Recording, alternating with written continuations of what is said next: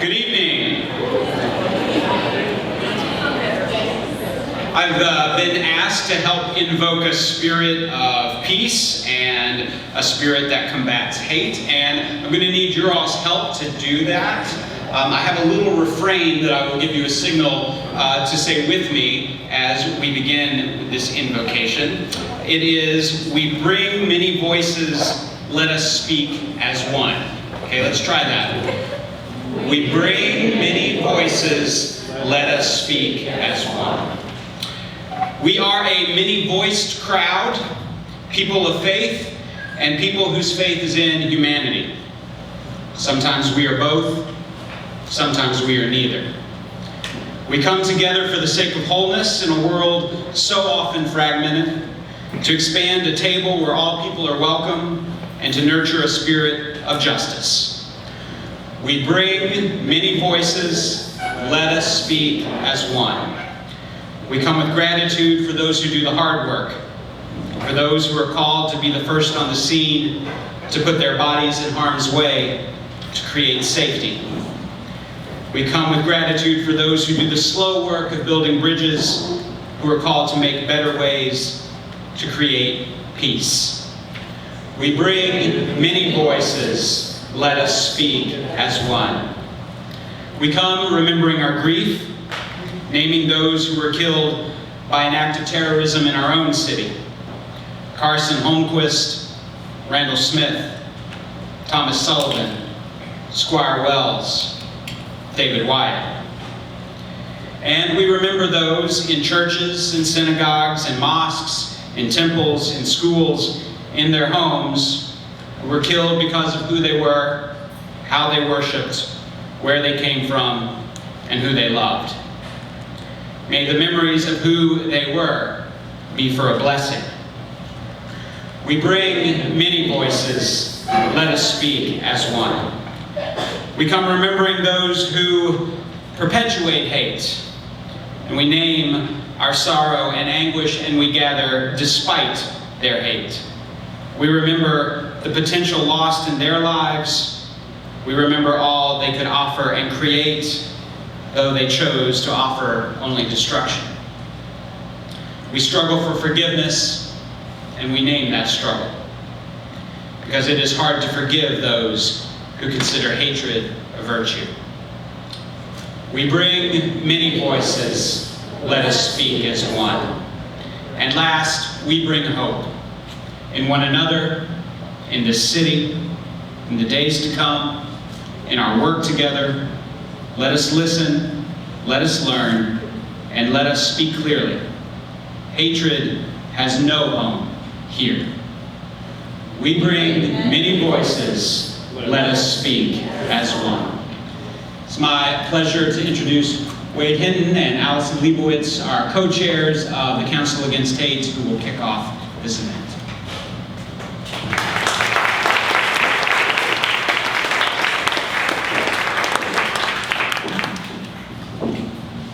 Good evening. Good evening. I'll do a little bit better than that. Good evening. Good evening. All right, thank you so much for being here tonight.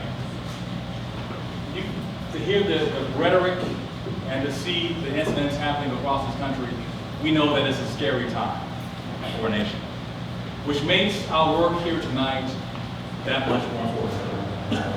And the purpose of tonight's meeting is to further our mission of understanding the root causes, bias, of hate and violent extremism, and build strategies for combating hate right in our community. So, I'm thinking about this story that my sister told me a few years ago. My sister Amanda, she's 7 years younger, and we went to the same school, but we missed each other. And she said when she was in 3rd grade in Miss Sokol's class, there was a kid in her class named Danny. Now you have to understand, we went to a small Jewish day school in Birmingham, Alabama. It almost sounds like a paradox. And she was one of like 7 kids in her class, right? A very intimate, you would think very tight-knit, supportive group. But the kids would often tease Danny. And one day when Miss Sokol left the room, that's what they did. And when Miss Sokol came back and heard them bullying this young boy, she got very upset, really irate. And Amanda was very quick to raise her hand and say, Miss Sokol, I want you to know something. When they were saying all those mean things to Danny, I didn't say a word. And Miss Sokol said, okay, Amanda, but that's the problem. I just came from a day with 16 educators from across the country for one clip training aligned with a paper clips project in Whitwell, Tennessee. And we talked about the genesis of that project, about studying catastrophes like the Holocaust, where people let tolerance go unchecked and prejudice reign. And of course, the words of Elie Wiesel still sort of circle through my head about this idea that Ms. Sokol was so bold to explain to my sister at the age of 9 that she has carried through as a leader of social justice and activism until that day till now. This idea that neutrality helps the oppressor, not the oppressed. That silence only encourages the tormentor, not the tormented. By being here tonight, by speaking up, by showing that you do not stand idly by, that even if you are not the bully, you are going to stand up to the bully because we know that's just as bad, that our silence speaks so much more than our words sometimes. We appreciate that. We know it's been a long Monday for a lot of us, right?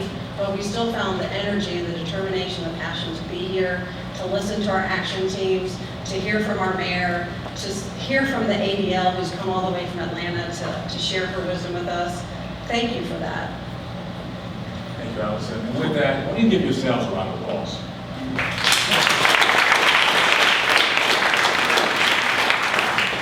We also want to thank our host. I saw Matt around here somewhere from the camp house. Matt, where are you? In the back here. Thank you, Matt, for welcoming us. Allison mentioned this earlier. We're going to hear from our committee chairs later, but our Council Against Hate Steering Committee. Thank you for your work. We're excited to hear from Allison Padilla-Goodman from ADL. And now, we want to take a moment to introduce the visionary around behind this, Mayor Andy Burke.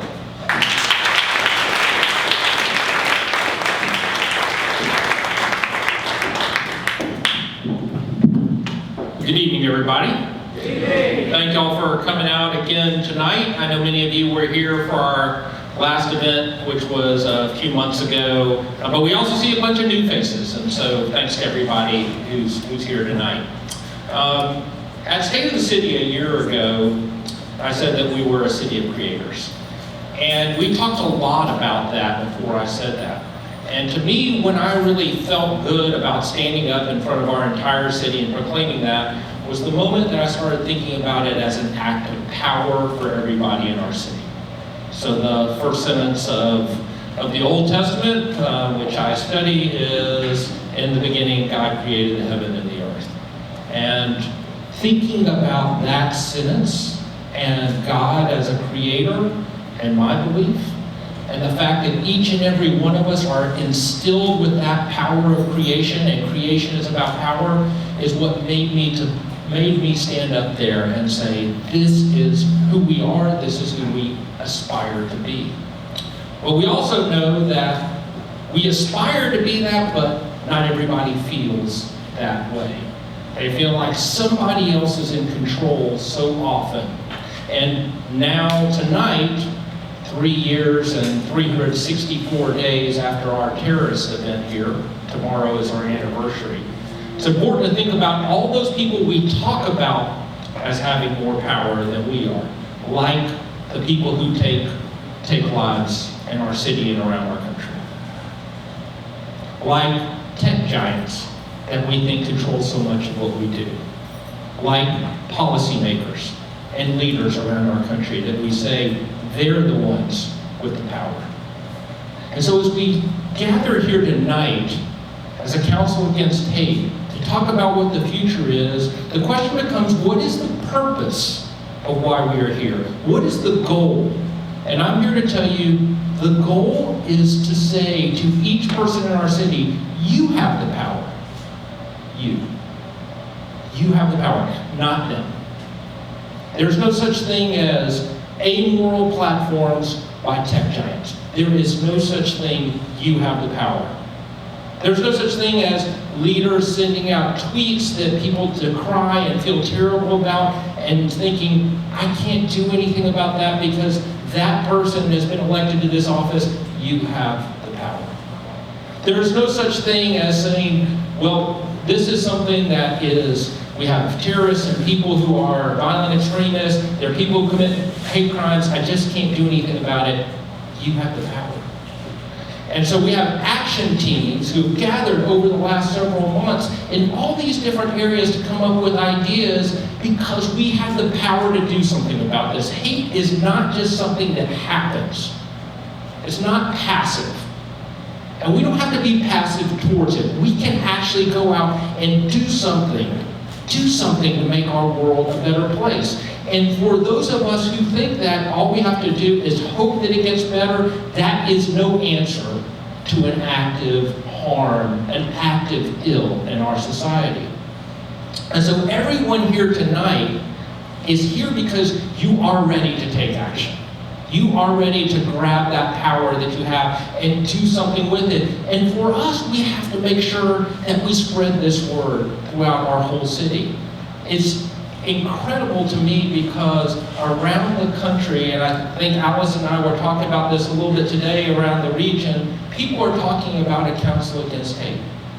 You wouldn't think it would be that big a deal. That's how much people are hungering for people to take some ownership and power over this. There are places on the internet and across our city where people are saying, why are they doing this? This is something that's unnecessary or bad. I'm glad we're having that debate because this is important for the future of our city. In just a minute, I'm going to introduce Allison up here. She is the regional director and out of Atlanta for the ADL, the Anti-Defimation League. They've been fighting this battle for decades, and they are so important for the lessons that we can learn and about the ways we can change our policies to be better, the things that private businesses can do to be more active in this, the things that we have to do to combat violent extremism and hate crimes. But in the long run, the best thing that I hope we get from tonight is that each and every one of us has a role to play in combating this ill of our society. Thank you very much. Welcome, Allison.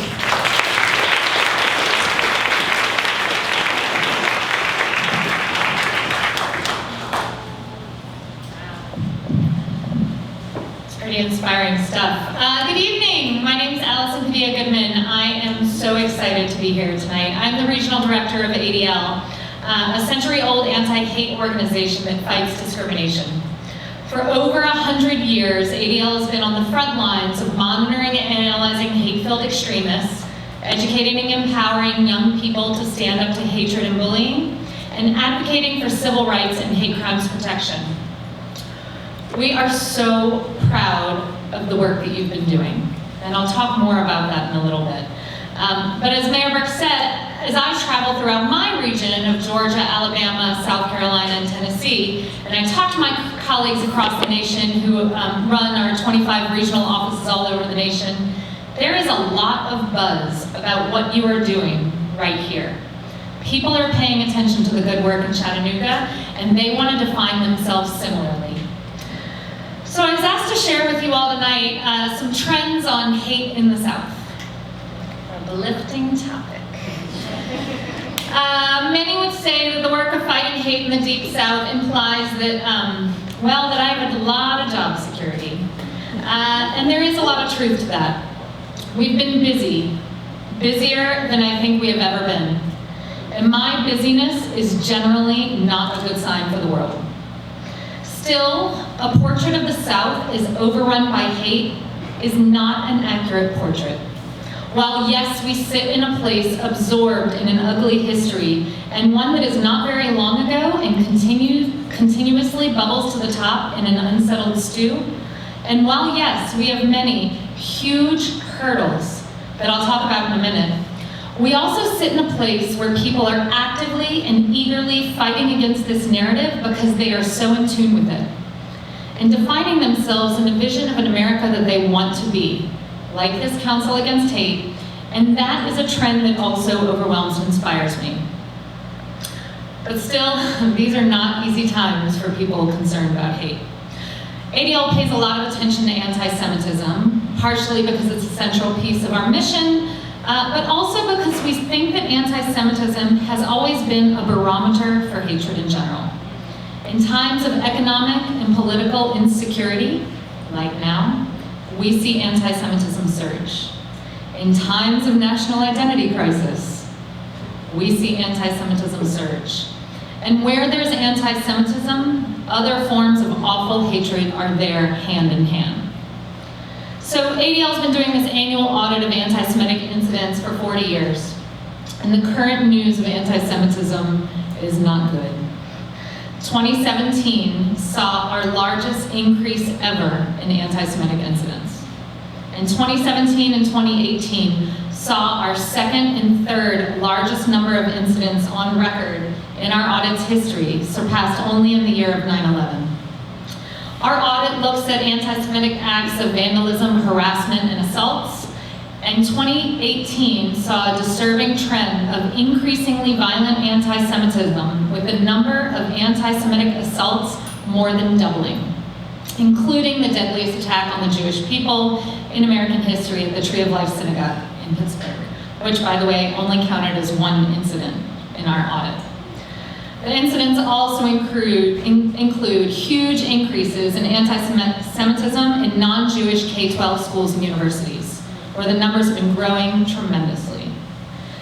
And perhaps most disturbingly, I don't think this data is very surprising to Jewish people. We're feeling it, and the number confirms the fear and anxiety out there in the Jewish community. We're very concerned that this all is getting normalized. If a rise in anti-Semitism is a barometer for the state of hate, the FBI hate crimes data further confirms this. Last year, we saw a 17% increase in hate crimes, a jump of more than 3 times of the previous year. This data showed an 18% increase in race-based crimes, with crimes against African Americans comprising the plurality of these crimes and accounting for 28% of the total reported hate crimes. A trend we see continued year after year, and one that feels particularly pungent in the South. We also saw a 37% spike in anti-Jewish hate crimes, a 24% increase in anti-Latino hate crimes, and huge increases in hate crimes targeting Arab Americans, Asian Pacific Americans, and Native Americans. The data is not pretty, and the way we see the data illustrated on the ground is not pretty either. So we work in schools across our country, impacting millions of students every day. Our No Place for Hate program is in over 220 schools just in the Southeast alone. The hatred and anti-Semitism that feels normalized in the country and is exhibited in this data is clearly impacting our young people, and we're able to see these trends every day. We're seeing young people flirting with the use of hate symbols and hate language in ways that feels really new and different. I've heard that you all have been using the ADL pyramid of hate, and I've heard it referenced a few times tonight. It teaches the need to speak up to hate when it's in its least intentional form, so that people can unlearn the bias they have and not let it grow.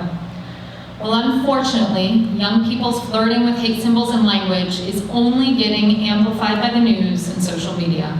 And rather than being unlearned, it's getting normalized. So we're seeing young people drawing hate symbols, like swastikas, without understanding these symbols' history and true meaning. They're just feeling comfortable and curious doodling a swastika, or drawing one for their teacher, or drawing one on the front door of their school. We're seeing white students use the N-word in shocking frequency and in blatantly aggressive and racist overtones. Oftentimes, to compound the matter, they put this racism on social media, where it then becomes a permanent marker and makes these flirtings with hate language inerasable. We're seeing teachers approach challenging topics in disturbing ways, and we're seeing a lot of fostering of non-inclusive school cultures. For example, you may have seen a situation in Murfreesboro recently. A teacher was teaching World War II by having the students do a simulation, one student playing the part of Hitler and being permitted to do Nazi salutes throughout the school. The teacher also taught the Civil War by having a debate, pro or against slavery, with a group of students having to actually research and argue the merits for enslaving African American people in our country. We're seeing a tremendous amount of hatred and bias on campus, both college and university campus. Places that are intended to foster critical thought and free speech are being exploited. Just this past spring, we dealt with incidents at Vanderbilt, Emory, Georgia Tech, Georgia State, the University of Alabama, Birmingham, and University of Tennessee, Knoxville. I'm assuming most of you are familiar with the challenges at University of Tennessee, Knoxville with their free speech rock in the center of campus, a piece of campus history that has encouraged students' expression and dialogue. Well, after the Tree of Life shooting in Pittsburgh, several students on campus decorated the rock as a tribute to the victims and a sign of solidarity. That effort was only to be vandalized a few hours later with a barrage of hate language and symbols covering the message of unity. The graffitis included a number of white supremacist symbols and signs. And we're seeing white supremacists find strange comfort and welcome on college campuses, so much that they've actually been targeting college campuses in their propaganda and recruitment efforts. The white supremacist ideologues are feeling more emboldened than ever. A movement that has always seemed underground and subversive, we've seen them come to the surface at the historic Unite the Right rally in Charlottesville, and then in events and initiatives since. And when it comes to white supremacist events, my heart really goes out to Tennessee. In 2018, Tennessee hosted more white supremacist events than any other state in the nation. 19% of all white supremacist events nationwide in 2018 occurred in Tennessee. 19%. And to give you a basis of comparison, in other states with similar feelings and that neighbor you, we saw 4% in Alabama, 5% in Georgia, and 9% in Arkansas. 19% in Tennessee. These events have taken many forms. They're protests and counter-protests throughout the year on a number of different issues. We're seeing flash mob demonstrations, a new trend in white supremacist events in an effort to avoid Antifa counter-protesters. And we're seeing alt-right groups who've gathered many, many times in Tennessee and in Georgia, including Identity Europa, which is one of the larger alt-right groups, and they've since rebranded themselves as the American Independence Movement, and they announced the rebranding on the steps of the courthouse in Nashville. They held their first national conference in Burns, Tennessee a couple of weeks ago, where they included famous white supremacist speakers like Jared Taylor and Sam Dixon. When they announced their rebranding, they held up signs that said, "This land is our land," and "Defend America." Language that we're hearing very similar in political vernacular right now. There is real reason to be concerned. We're seeing acts of overt, violent racial aggression at the hands of white supremacists, like the burning of black churches in Louisiana. John Daniel Carruthers, a white supremacist, killed his African-American roommate by setting him on fire in Tennessee. And there's reason why that despite our tracking of all forms of extremists, I'm focusing right now on white supremacy. When ADL looks at extremist-related murders, the data shows that 78% of murders in 2018 perpetuated by extremists were at the hands of white supremacists. 2018 also saw a 35% increase in the number of extremist-related murders and was the 4th deadliest year on record since we've been tracking the data in 1970. White supremacists are feeling emboldened like never before. In 2018, there were a dozen political candidates running for public office who overtly identified as white supremacists or anti-Semites. One that you probably know very well, Rick Tyler, a white supremacist politician and 2020 presidential candidate for the white supremacist American Freedom Party. As I'm sure you know, he's previously run unsuccessfully for governor, US Senate, US House, and he'll always be famous for his Make America White Again billboard. He's still at it. So just last month, he organized the 2nd annual Nationalist Solutions Conference in Burns, co-hosted by the American Freedom Party and the Council of Conservative Citizens, and included white supremacist speakers like David Duke and Don Black. He spoke at the University of Tennessee in Knoxville in May of 2019, and he's threatening to do a more kind of full-on campaign tour across the country. I know, I can feel the room right now, but I'm actually here to tell you, it's not all dark and scary. I'm immersed in this work every day, and I see so much more light than I do see darkness. The haters are not winning. They're not winning, and there are so many examples. So you'll probably remember a couple of years ago when there was a large white supremacist event that was supposed to start in Shelbyville, Tennessee, and end in Murfreesboro. Well, that event never made it to Murfreesboro. Frankly, due to the organizers' totally disorganized ability to kind of put things together, but also because there was a counter event called Murfreesboro Loves, which was organized in Murfreesboro and was absorbing all of the media coverage. So the white supremacist marchers lost interest. You want to make a white supremacist angry? Take away their media coverage, right? One of my favorite examples, you may remember a neo-Nazi rally that took place in Noonan, Georgia, which is right outside of Atlanta. If you don't, it was in April of last year. You probably have seen a picture of a burning swastika with Nazis doing a Heil Hitler salute in front. It was on the cover of Time magazine. So that rally that had over 100 participants in its previous iteration in Georgia was only able to attract 38 neo-Nazis. Our analysts found that of those 38 neo-Nazis, 36 of them came from outside of Georgia. That Georgia couldn't get enough people to participate. They couldn't get even more than 2 neo-Nazis to attend this rally.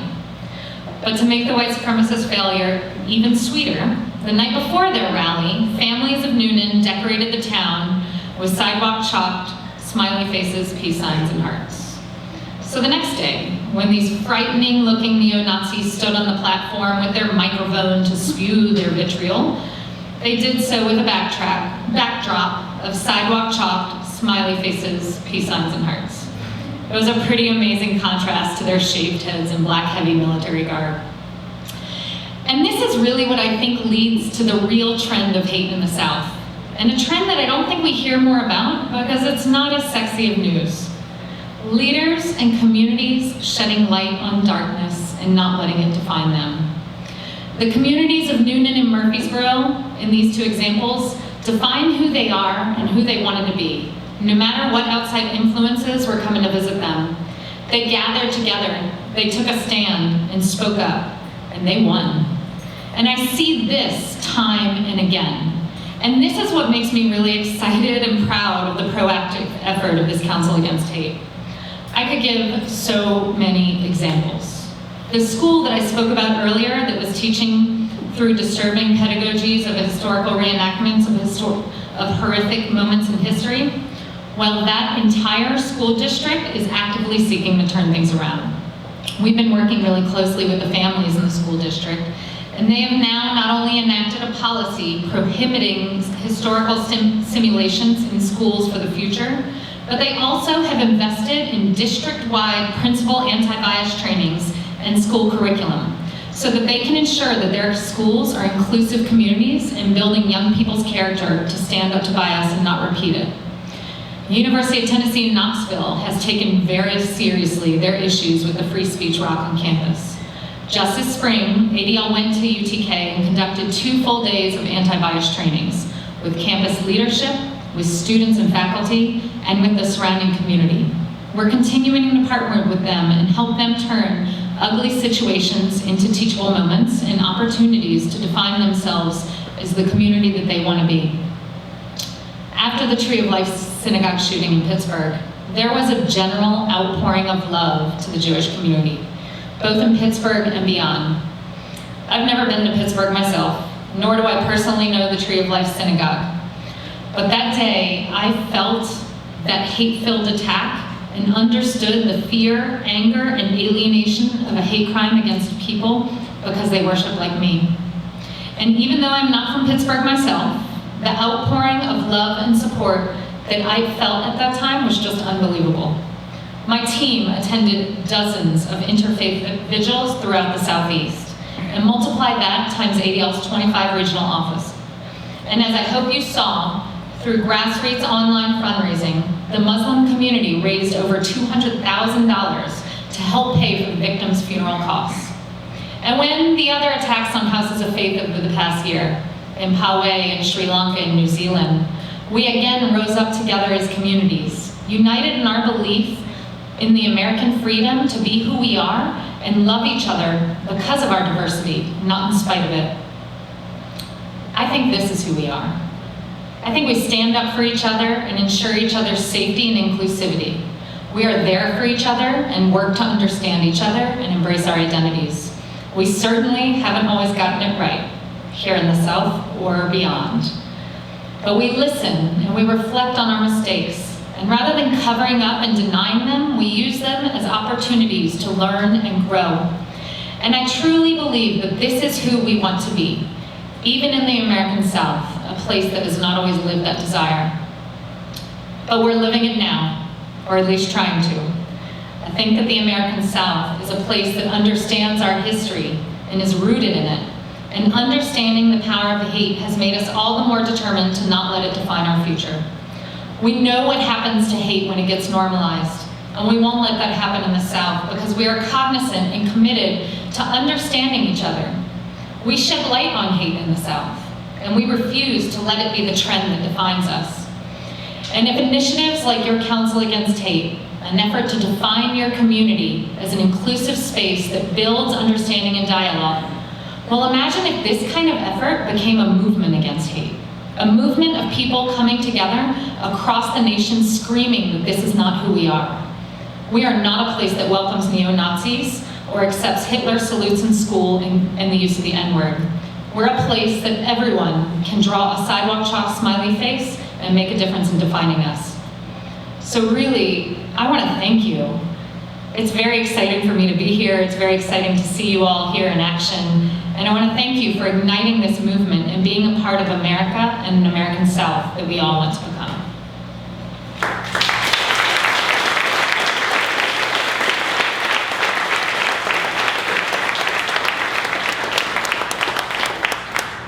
Allison's generous enough to take some questions from the audience. Yeah? What percent of hate crimes in the South are racial based? I don't know, but, and not just the South, but nationwide, year after year, without failure, race-based crimes comprise the vast majority. Usually it's about 58% of all crimes, and year after year, without failure, African Americans are the largest targeted group. You have questions? Yeah, so obviously for you and for many of us, this is a marathon and not a sprint on the 20s. So what are some ways that you've learned over the years and that you've learned from your colleagues to keep that fight up, not just in the, during one administration, but Sure. after? I love what Mayor Burke said. So, I mean, this is it, right? We can all make a difference with the people around us. We can all make a difference with our family, with our colleagues, with our friends, with the people we may be sitting next to at dinner. Like, those are the people that listen to us, care about us, and will think when we tell them, ooh, what you just said makes me a little uncomfortable. Or I'm a little concerned about what's going on right now, right? There's very easy language that we can all use to kind of speak up to hatred and bias when we're seeing it right here in our communities. And I think these kinds of efforts really ripple and have bigger impacts. So I see it all the time. I mean, I see it, I see it everywhere. We do lots of trainings in schools, in K-12 schools, on college campuses, with law enforcement and corporations. And those are the places when people kind of understand that, like, I can make a difference and not just sit by, as Allison Lebovitz said, right? Not just listen, I didn't say anything, right? You've got to say something. So when you see things, say things. We're talking about long-term game, that's the best way. Yeah? Is it ADL that's implementing the anti-racism and bias training for the school district that you mentioned? And if so, what's your advice for our school district implementing that district-wide, or any school district to implement that district-wide? Yeah, absolutely. So we're working with that school district. We work in a lot of school districts. So in Atlanta Public Schools participates in our No Place for Hate program district-wide. They do a lot of trainings. We provide a lot of resource to the teachers and parents and students, right? You've got to have the desire. So I can't go into a school and say, you got to talk about this, right? You got to make this your priority. They need to bring it themselves. And I should say Atlanta Public Schools has been really interesting because they've been participating in No Place for Hate district-wide for many years and have made it a real priority over the past couple of years where they're pushing their schools to do more in-depth work. So we're happy to have conversations with any schools. So schools in your communities, if they're interested in this type of resource and program, there's all kinds of stuff on our website, free resources on our website at adl.org. We make current events curriculum, so when something ugly happens in the news and your students are coming into your classroom the next day and don't want to talk about math, they want to talk about the latest, we actually create lesson plans and guides for teachers to talk about them in the classroom that they can just print off the website and walk in, as well as families to talk about it over dinner. And you can probably imagine that part of our education work has been very, very busy. But then there's also lots of other free resources. I think schools need to take a stand and say, we understand that social and behavioral health is a part of what we are doing. We're not just teaching kids to read and do math, and that's hard work. But we're holistic communities that include kind of defining who these kids become as adults and what kind of adults we are in teaching them. So using some of our resources or other resources to kind of proactively define their school culture, I think is really key. Yeah? You haven't mentioned the LGBTQ at all in all of this. How will you monitor that and what percentages do you see in that? Yeah, the LGBT community has, I assume you're asking about hate crimes specifically, been targeted about hate crimes pretty consistently over the years, have had a modest increase over the past few years. We work really closely with the LGBT community, and Georgia is actually one of 4 states in the nation that doesn't have a state hate crime statute. So there's only 4 states in the entire country that don't have a hate crime statute: Georgia, South Carolina, Arkansas, Wyoming. And we work very closely with the LGBT community on that. I should say we actually have a bill that's passed the House and is sitting in the Senate, and we're hoping to get it passed in the Senate. So if any of you know people in Georgia, tell them to please reach out to their senators. It's really important. And I should tell you, we received a lot of pressure over the past several years to push forward a bill that only covers race and religion. That race and religion are categories that anybody in Georgia can get behind. And those are the categories that are most targeted, and those are the people that need us. And we said no. For many years, we have said no. And we know that that would be a much easier option.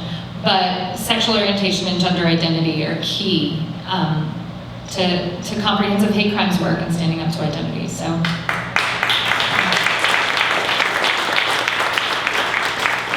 All right, thank you all. Appreciate being here.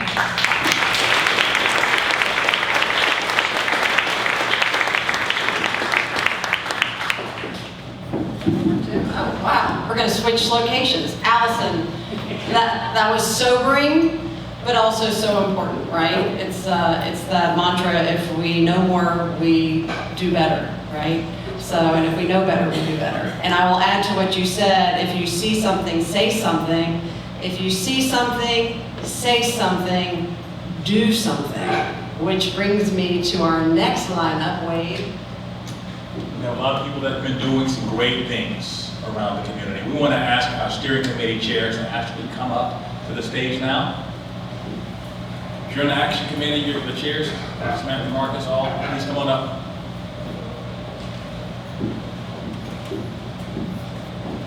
And this is a portion of the program where you get an opportunity to hear from these chairs and the great work that they've been doing with their committees. So not all at once, but who wants to go first? Samantha? I'm so sorry, I am so bad. I don't know what it is. So, clicker, public policy team. Hello, I'm Samantha Booker. I'm one of the co-chairs of the Public Policy Action Team for the Council Against Hate. My co-chair, David Eichenthal, couldn't be here tonight, so hopefully I can represent him and the rest of the team well. We met last month and talked a lot about these issues, some of the things you've heard here tonight. Really, one of the key things that continues to be a theme through our work is that we cannot wait for the federal and state government to come down and solve all of our problems. We as communities and as a city have to work together to solve those problems ourselves. That said, we of course want to split into two areas of focus, and our action team also is doing that. One area of focus is obviously hate crimes. That's the punch in the face to a queer woman on a bus, the abuse of a black man on the side of the road by a police officer, the mass murder of communities of minority persuasions around the country by those who wish to see them harmed. And the second type, which is more difficult to address but very important in public policy as well, is discrimination.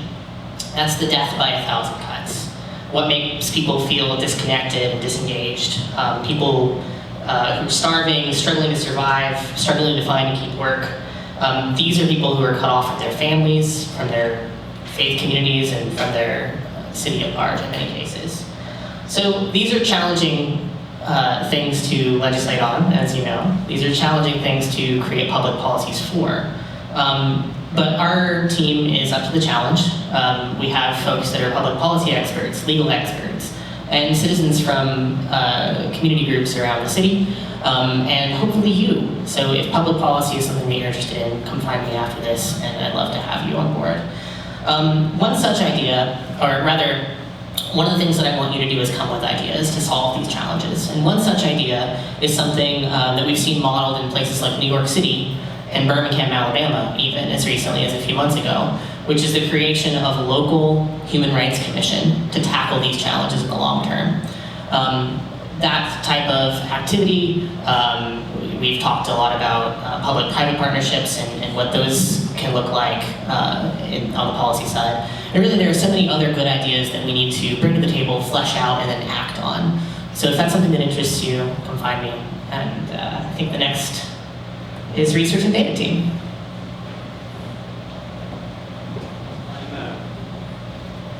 So I'm pinch hitting for David, who's not here this evening, and another co-chair, Dana Vaughn from the police department.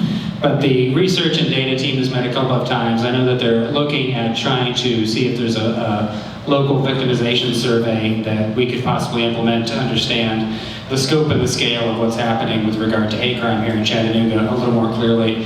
And also they're going to be partnering with some of the other teams around doing climate surveys and trying to sort of look a little bit more deeply within some of the other groups that are up here around what's happening in this space. I do want to give some time to Jessica to talk a little bit about what our police department is able to offer in the way of victim services, because we thought that was something important that should be illuminated with this group. And I'm going to let Jessica take it.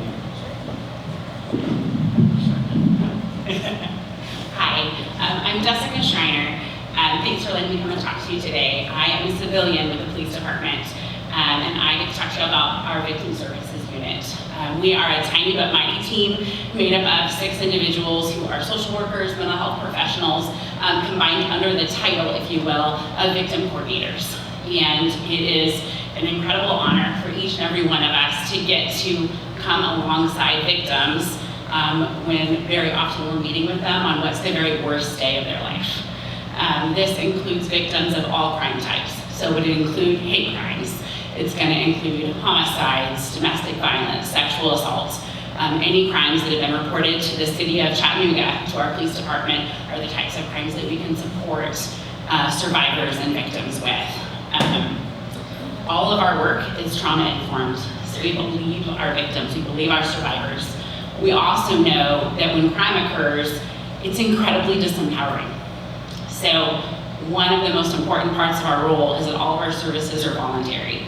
So people can decide if they want to work with me today, or in 6 months from now, or in 2 years from now. And they can decide what that support looks like. There's a wide range of services. I know y'all can read, so I'm not going to read it to you.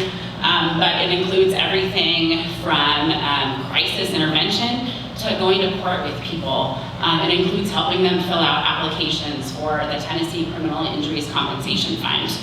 It can really vary, but I think one of the most important things that we do is walk alongside people with dignity, with respect, and with a deep held belief that every single person in our city is worthy of our very best care and our very best support. So that's kind of where we come from. One of the points that I was asked to point out is that if a hate crime that occurs in our city ends up being investigated federally, there is victim services that are part of the FBI, and that would then be taken up and focused by the FBI Victim Services Unit. So I'll be around later if any of you have questions or would like to know more about what we do, but thank you for letting me be here. It's really an honor to get to serve our city in this way.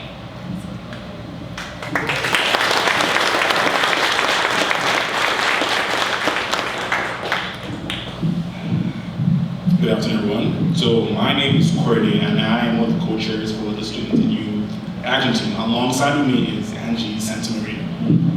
Hey, nice to meet you. My name is Angie Santamaria. Okay, so over the past month and a half, we have been discussing and brainstorming a couple of ideas on how to target and appeal to the students and youth here in Chattanooga. One of the really brilliant ideas that came up at the last public meeting was the creation of Council Against Hate youth groups on student campuses and across some public schools as well. The idea behind it was actually suggested by one of our members of the hall, and she said, think of it as the program. By the time you get to college, by the time you're actually out of college, you have pretty much established the ideas, your worldview. At this point in time, you already have things that already set in. How do we break through that?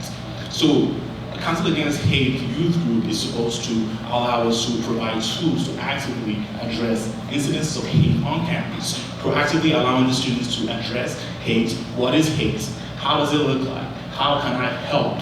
How can I tackle and curb these problems? And one of the ideas that came up from that was inviting speakers from ADL and related agencies as well. So the idea is we will proactively tackle this incidents as they spring up around campuses, as they spring up around Chattanooga, and hopefully we can create a more inclusive environment for students and youth. Now, Angie's going to tell us a little bit more about our future. I just want to say, whoever is interested to know more about our student and youth council, it's more than welcome to join us to our next meeting at the City Hall this July 24th at 5 p.m. So we'll be waiting for you there. Thank you.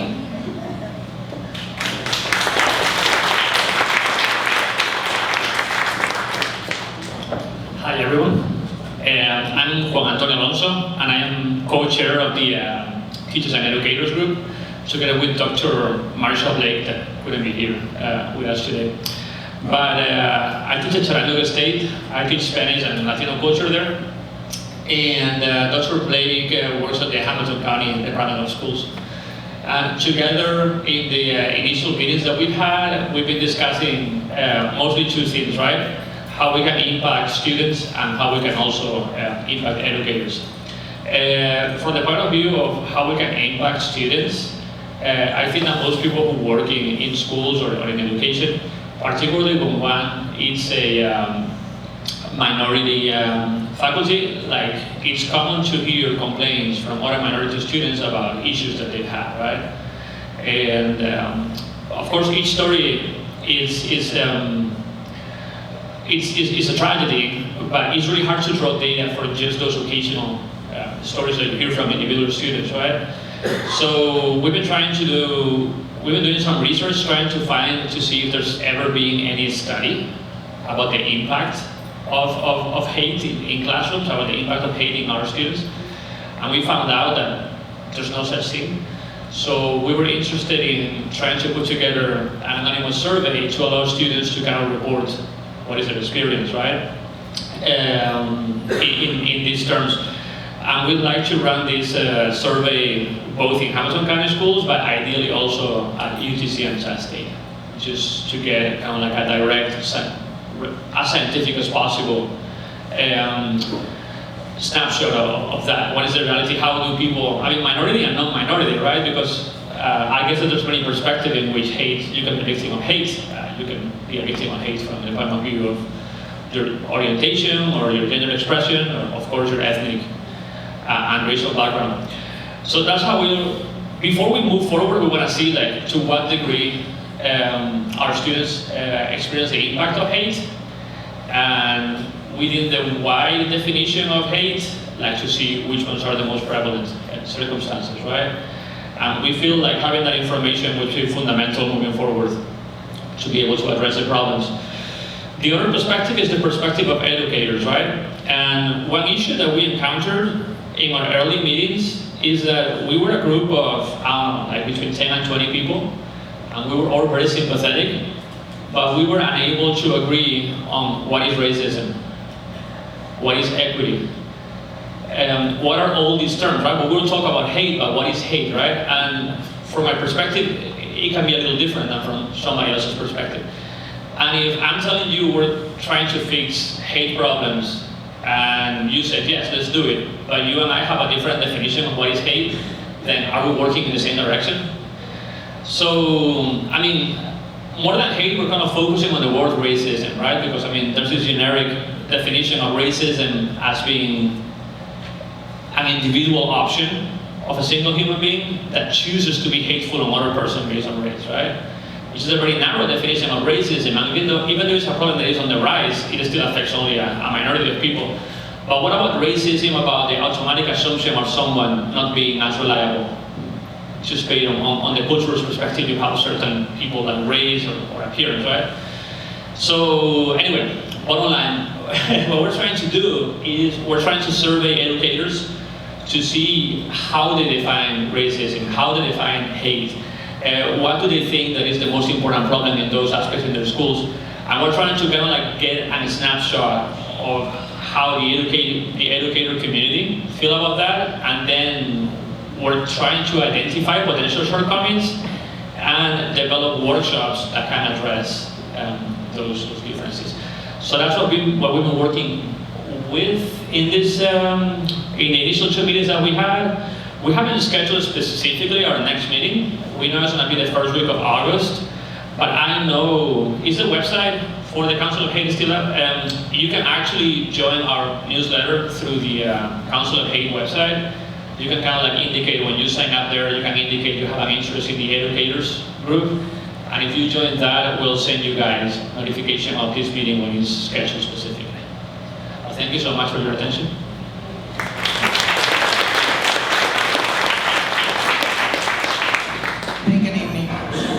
Good evening, I'm Marcus McCamey. This is Susan. And I'm Susan Harris. We're the co-chairs for the Business Action Team. For those of you who were here last time, one of the things that we talked a lot about is that many of us spend most of our waking hours at work.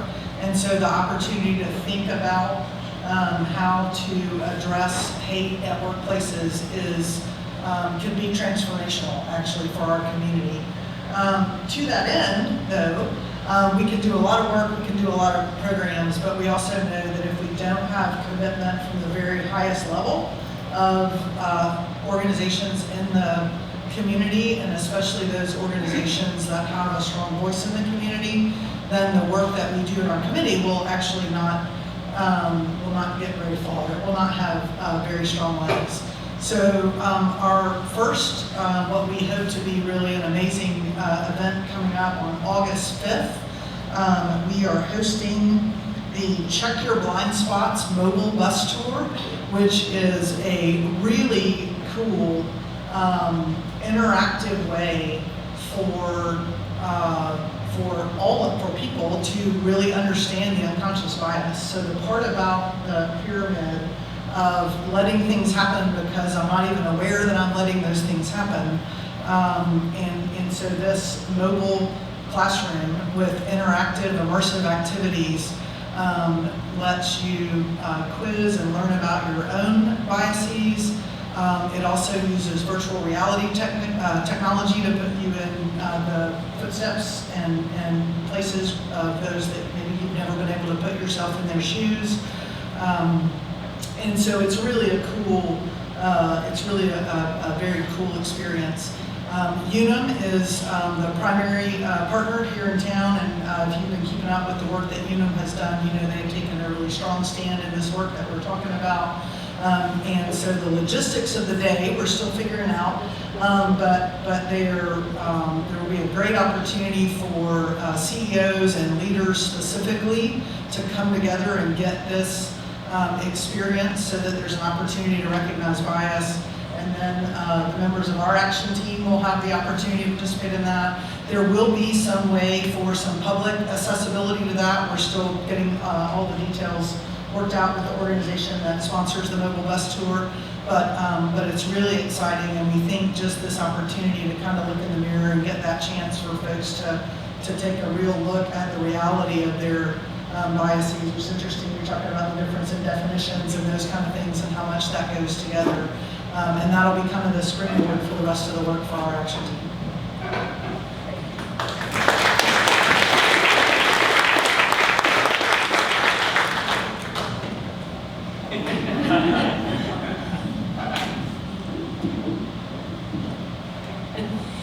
Can you hear me now? So I'm Deborah Levine, head of the Media Committee, and we have been meeting on both influencing the media and being media influencers ourselves. I'd like to start with actually the third item, compiling an index of the vocabulary that we have been discussing and its history and its application, we hope, can be across the board, whether it's educators in the corporate sector, the government sector, so that they have something that gives us all a common language for what is going on. The next thing is the media. Looking to do some bias training with the media to increase their awareness and their sensitivity and their cultural competence so that they can cover what is going on in our different communities better and more depth, and be aware of what is actually happening. And sometimes that works and sometimes it doesn't. We want to make that 100%. The last thing that we are looking at is to create media ourselves. So we are in the process of putting together a podcast series with the American Diversity Report and the city itself, where we will be interviewing not just reporters who are very important, and we want to hear from them about the choices that they make in covering hate issues, hate crimes, hate incidences of all kinds. But we also want to have the decision makers in media be interviewed who can share how they choose to cover what stories and who will be assigned to cover them. What will be the time frame? How will it go? Because we are so influenced, by the media's choices, we want to make that much more visible. So that will be happening soon. Pay attention, you'll be seeing some wonderful podcasts coming up. The Media Committee is looking forward to doing more of this and welcomes you to join us again. You can do so on the site. It's been a pleasure to work with it. And just to let you know, I did interview Shelley Rose, yes, from the ADL. This is a wonderful way in which to educate the public through the internet. And join us, help us, work with us. Thank you very much.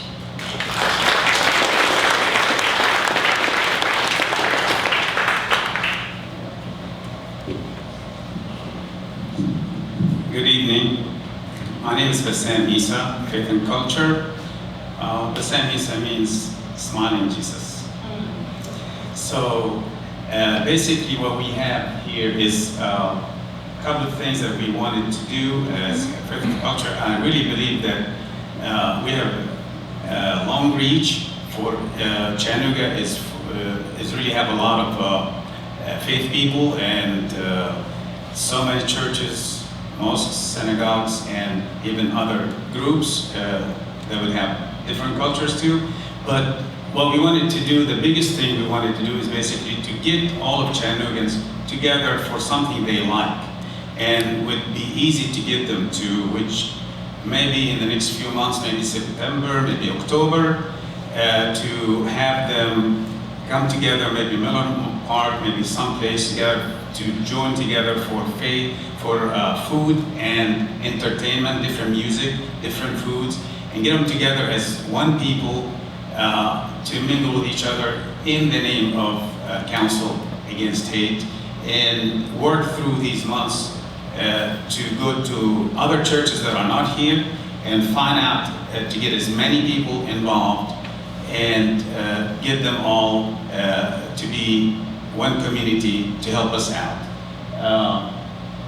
As you know, developing storytelling events and opportunities for people to share their personal experiences that would be coming through those meetings while they mingle with each other from different faiths, where before, if you go to your church, you go to your mosque, and everybody's telling you there, you are the best faith, and you're the elite faith.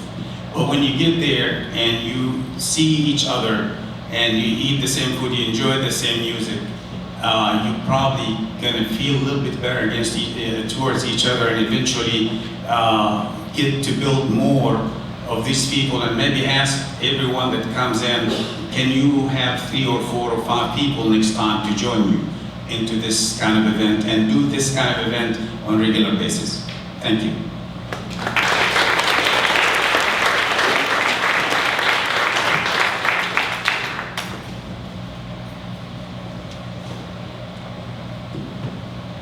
We're like waiting for another action team to like mysteriously appear. But thank you to all of our action team leaders. Another round of applause for our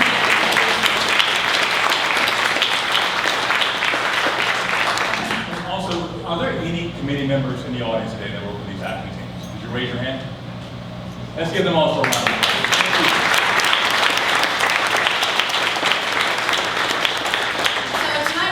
About hearing from some really important information from Allison and the ADL, who we want to thank again, but also to let you know where the action teams are right now, and also it's not or ever too late to be part of this. You can go to the website, as we mentioned before. There are sign-up sheets at the front. You can sign up, get involved, take action, make your voice heard. Also, can I try one thing real quick? We have, what time is it? All right, 11 minutes. So I also believe that we believe, culture breeds culture, right? And so we're just asking you to do something really simple. Change the world, right? And I think we can do it. Like, not like in a week or a year or 10. Like, I think we can do it right now. And I think we can do it, like, quickly, like 10 seconds.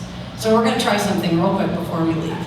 In the next 10 seconds, you only have 10 seconds, so use it wisely.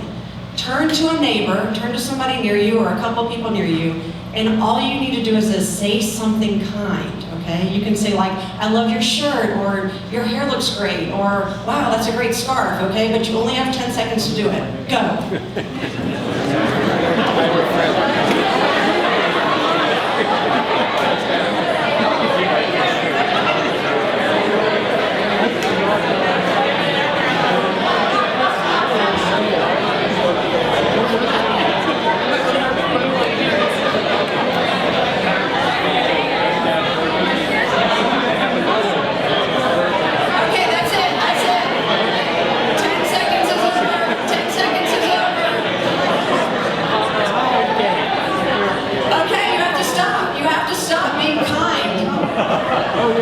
All right, but what happened? What happened when we said to do that, right?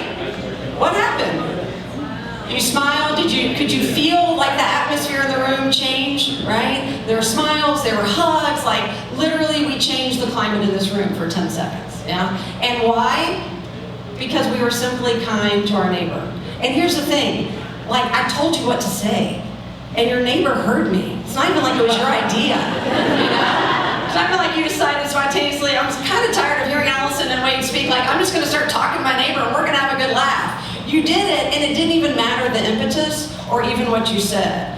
But literally, it was visceral, right? The whole atmosphere in this room, it was charged with emotion and smiles and hugs and body language that told each other, we are here, we love you. You know, Wade and I were just talking today. It's so funny. Wade said he today was just reading Martin Luther King Jr.'s letters from a Birmingham jail. And I said there's a quote in there that really talks about the churches. And really, I think in those letters he was referring to the churches of past. But he said the churches were not merely thermometers that gauged the morals and the popular opinion. It was thermostats. They acted as thermostats that transformed the mores of society, right? If they were just gauging the ideas and principles of popular opinion, then they would come in, because a thermometer does what, right?